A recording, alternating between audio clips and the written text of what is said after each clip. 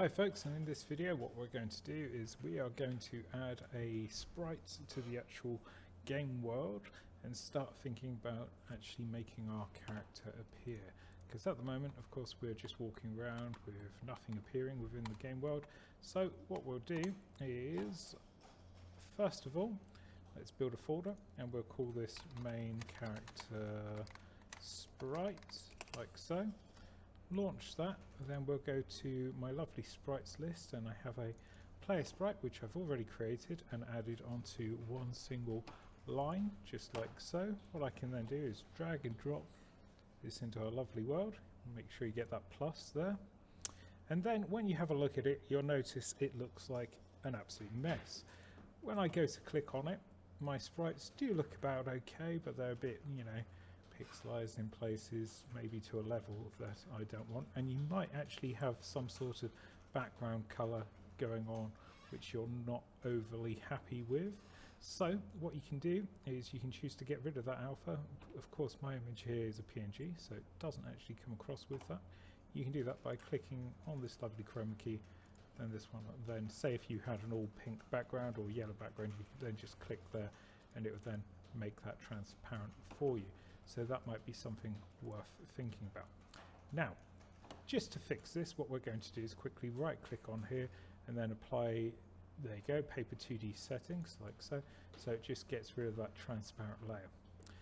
After you've done that, what we're going to do is right click, go to sprite actions and just extract all these sprites. So instead of them being on one massive tile sheet, they're going to be on their own individual sprites instead of their sprite sheet. So if we click extract sprites, there we go, it will actually show us how we can break down these individual character sprites.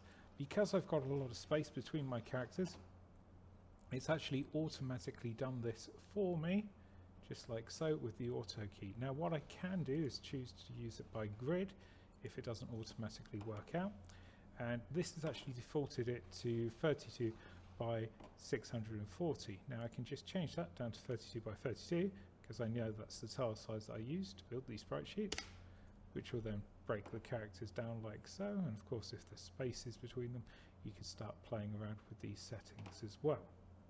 But for now, I'm just going to set it to an auto grid, and I'm going to give my character a name for his template for each and every one of these lovely image, and we'll call it MC underscore in curly bracket 0 curly bracket, and we'll start the index at 0 because that's how arrays start, and then extract.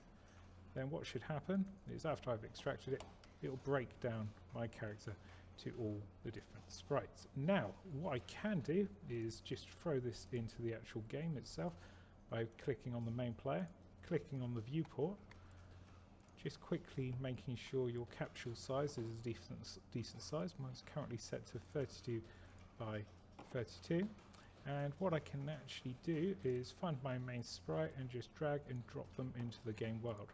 Now if I go to compile and play, you'll notice my character doesn't actually appear at this moment in time because they're not facing the right direction. So if I press escape and I press onto my lovely character and just press the rotate key, or that's the E button, or I could have just pressed space till it appears like so, and then just drag this over to 90 degrees, press compile, then play, and I've got my lovely character in the game world like so, moving around. Of course he hasn't animated yet because we haven't actually set that up, and his size is actually quite big.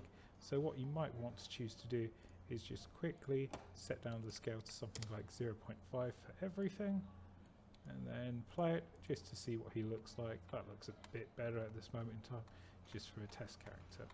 So in the next video we'll have a look at actually making some functionality and adding some flip books so our player can walk around the game world.